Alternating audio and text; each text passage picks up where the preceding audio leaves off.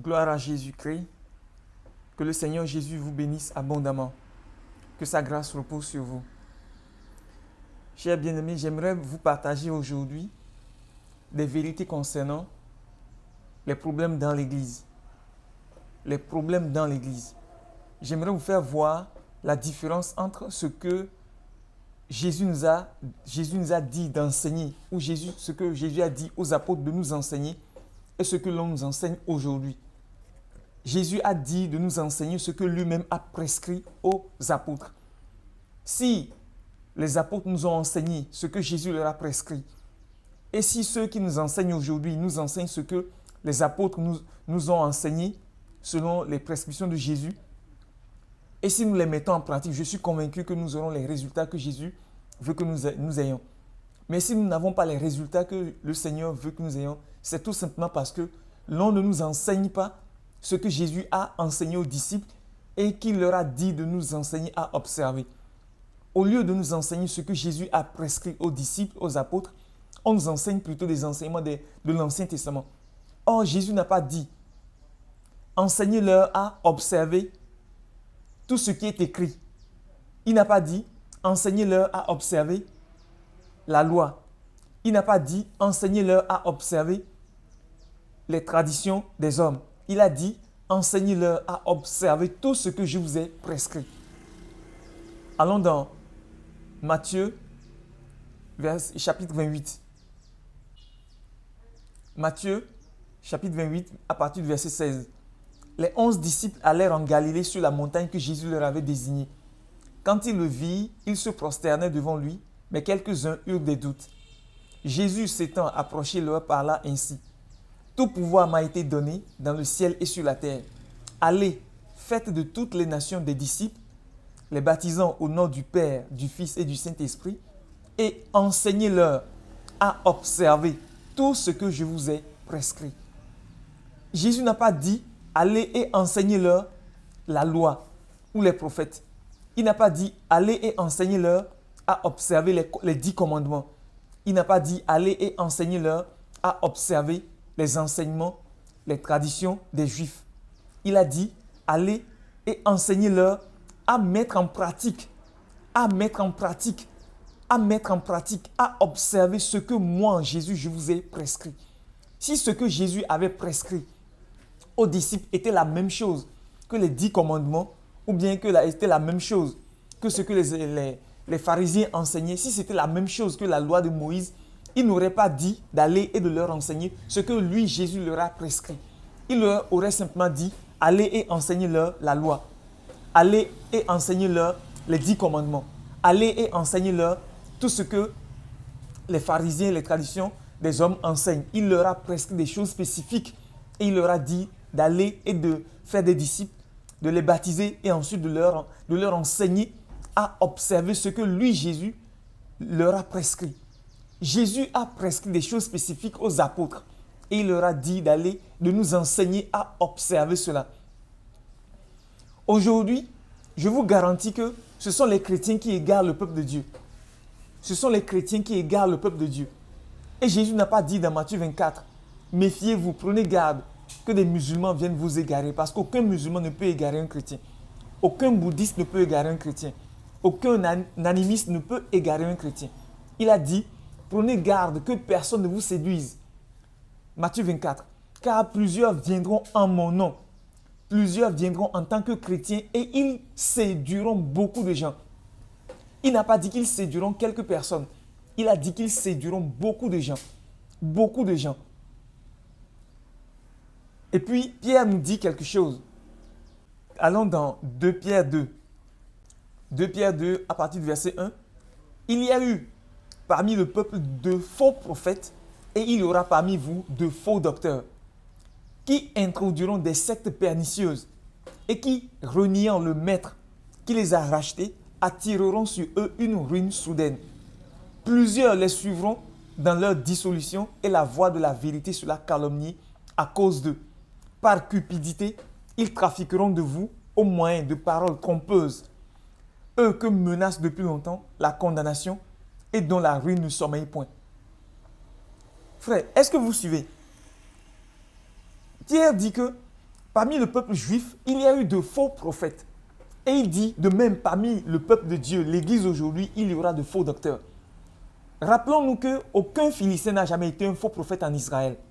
Aucun Moabite, aucun Syrien, aucun Babylonien n'a été un faux prophète pour égarer le peuple juif.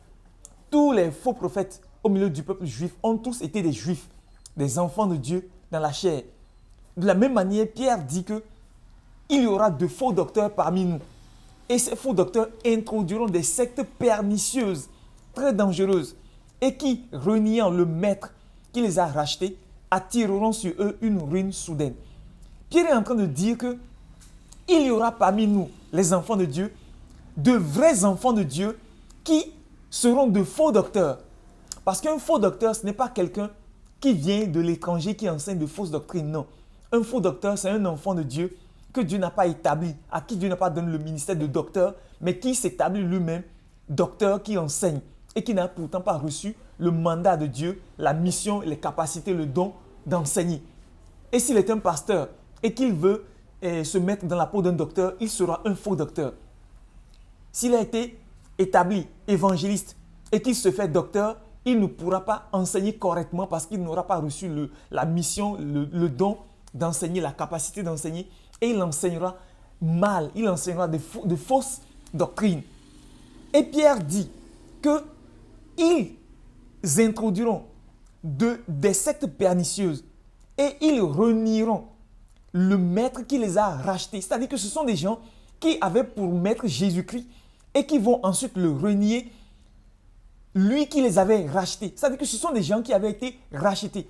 Ils étaient tous perdus, nous étions tous perdus en Adam, mais ces gens-là avaient été rachetés par Jésus-Christ et Jésus est devenu leur maître. Mais après cela, après que Jésus est devenu leur maître, après les avoir rachetés, ils vont introduire de fausses doctrines, des sectes pernicieuses. Non seulement cela, ils vont renier Jésus-Christ qui les avait rachetés. C'est-à-dire que ce sont des gens qui sont nés de nouveau à un moment donné, mais qui vont renier Jésus. Donc, il ne s'agit pas des gens qui viennent de l'étranger, des gens qui sont envoyés par Satan. Non. Pierre est en train de dire ici que ce sont des vrais enfants de Dieu qui, une fois, avaient été rachetés par Jésus-Christ et qui avaient pour Jésus-Christ le seul maître. Mais ils introduiront quand même des sectes pernicieuses. Et en faisant ainsi, ils attireront sur eux une ruine soudaine. Frère, est-ce que vous suivez? Jésus a dit, allez par toute la terre, faites des disciples, baptisez-les au nom du Père, du Fils et du Saint-Esprit et enseignez-leur à observer ce que moi, Jésus, je vous ai prescrit. Mais quand les gens sont partis, au lieu d'enseigner au peuple de Dieu ce que Jésus a prescrit aux apôtres, ils sont venus aujourd'hui nous enseigner des choses que Jésus ne nous a pas prescrites, des choses que Jésus ne nous a pas enseignées, des choses que Jésus n'a pas prescrites aux apôtres. Ils sont en train d'enseigner des choses pernicieuses. C'est ce que Pierre est en train de dire.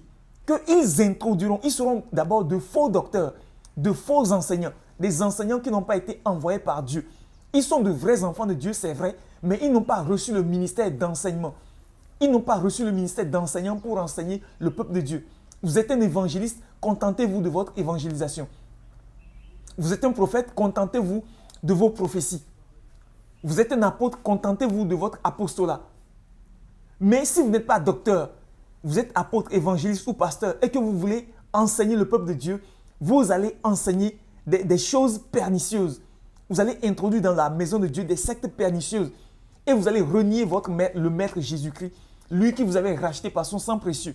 Et vous attirerez sur vous une ruine soudaine parce que Dieu va vous juger. Parce qu'il ne nous a pas donné le don d'enseignement. Par conséquent, vous ne pouvez pas enseigner correctement le peuple de Dieu. Vous allez lui enseigner des choses pernicieuses avec des erreurs. C'est ce qui se passe aujourd'hui dans la maison de Dieu. Des gens qui n'ont pas reçu le don de l'enseignement veulent enseigner le peuple de Dieu et ils enseignent des erreurs. Ils enseignent des choses qui ne doivent pas être enseignées. Ils enseignent des choses que les apôtres n'ont pas enseignées, des choses que Jésus n'a pas prescrites aux apôtres. Quand on dit par exemple qu'il faut donner des prémices, le premier salaire, est-ce que Jésus a enseigné cela aux apôtres? Est-ce que Jésus a prescrit aux apôtres de donner des prémices dans la maison de Dieu?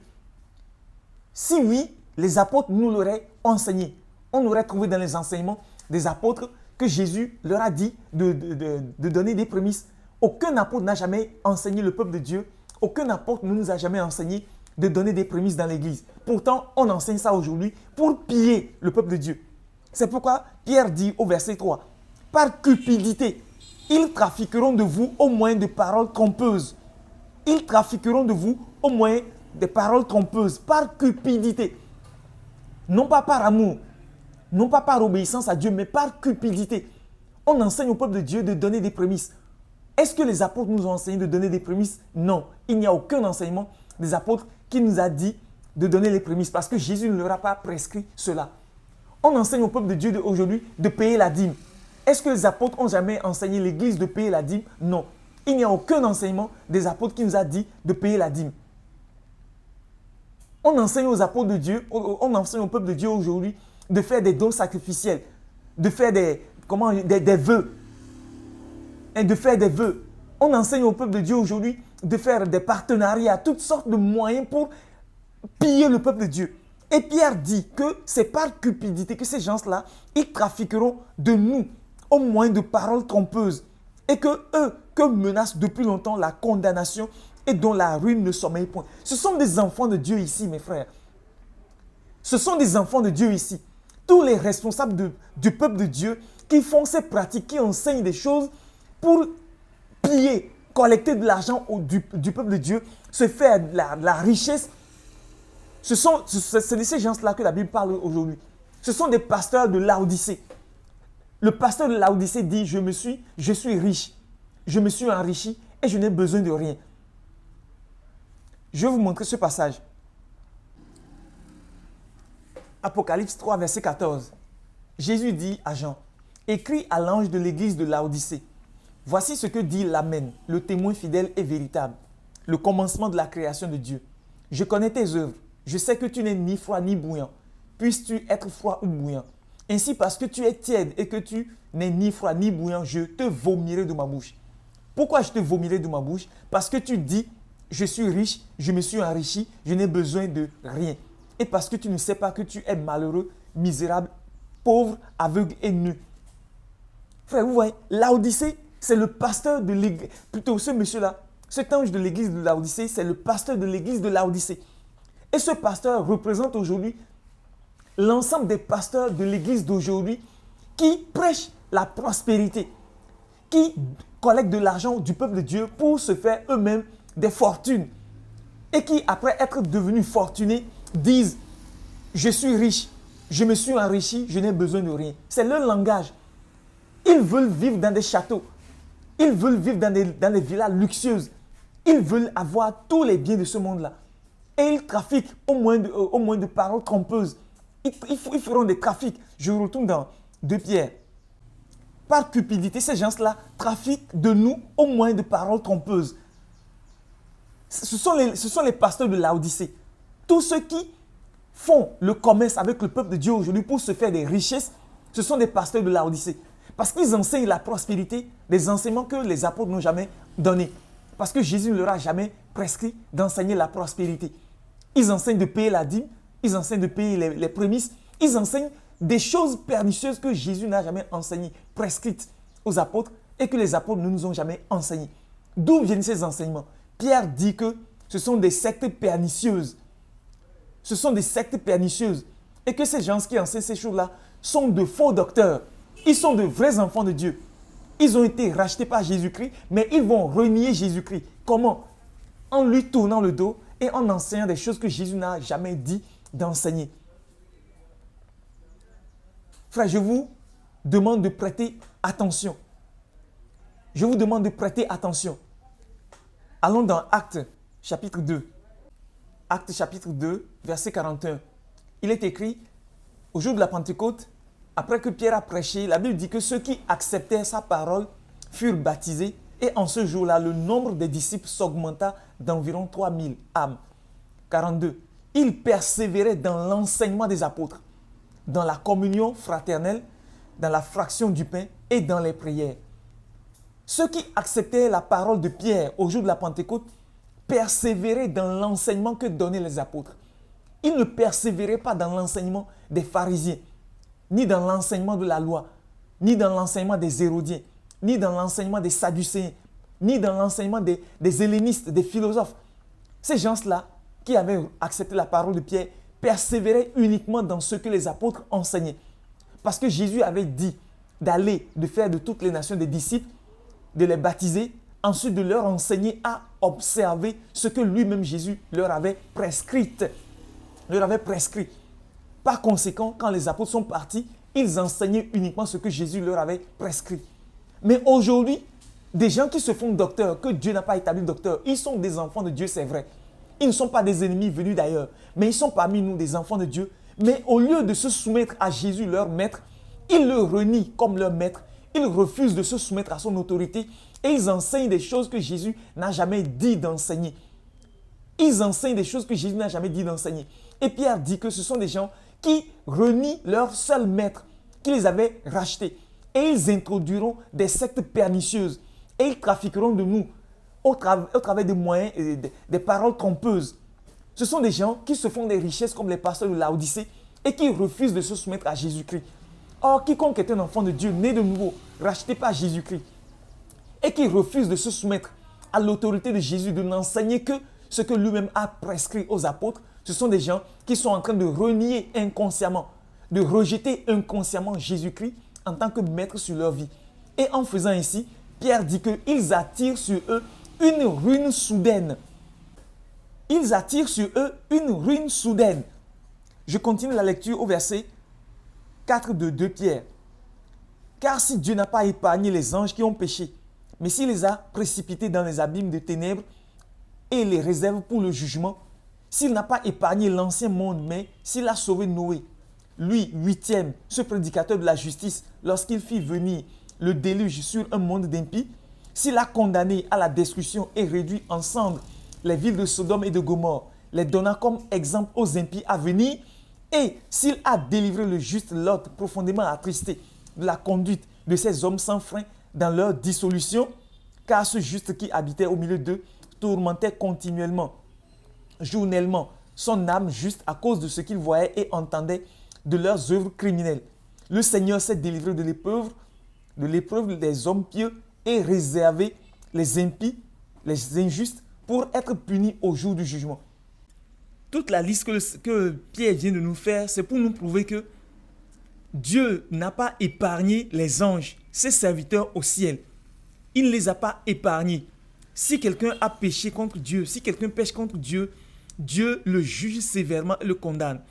Il a donné l'exemple des compatriotes de Noé, des hommes qui ont péché contre Dieu.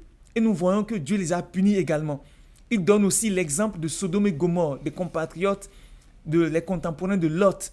Il les a punis également. Tout cela pour nous faire comprendre que si des gens qui sont nés de nouveau ne se contentent pas de leur nouvelle naissance, mais s'ils renient le Seigneur, leur maître, s'ils le renient et qu'ils font le péché, il va les condamner également. Car Dieu ne fait exception de personne. Paul nous l'a appris. Dieu ne fait exception de personne. En résumé, Pierre dit, il y a eu parmi le peuple juif de faux prophètes.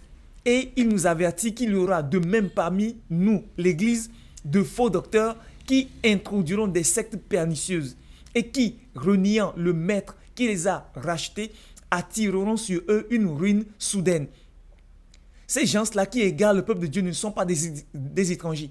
Ce ne sont pas des musulmans, ce ne sont pas des animistes, ce ne sont pas des bouddhistes, ce ne sont pas non plus des athées, mais ce sont des enfants de Dieu, des chrétiens, de vrais enfants de Dieu, des gens nés de nouveau, qui sont sortis du milieu de nous, qui sont nés de nouveau, qui ont l'esprit de Dieu, mais qui, parce qu'ils ne sont pas établis docteurs pour enseigner le peuple de Dieu, mais qui se sont établis eux-mêmes docteurs, ils introduisent des sectes pernicieuses et ils renient le maître qui les a rachetés, Jésus-Christ, et ils attirent sur eux une ruine soudaine.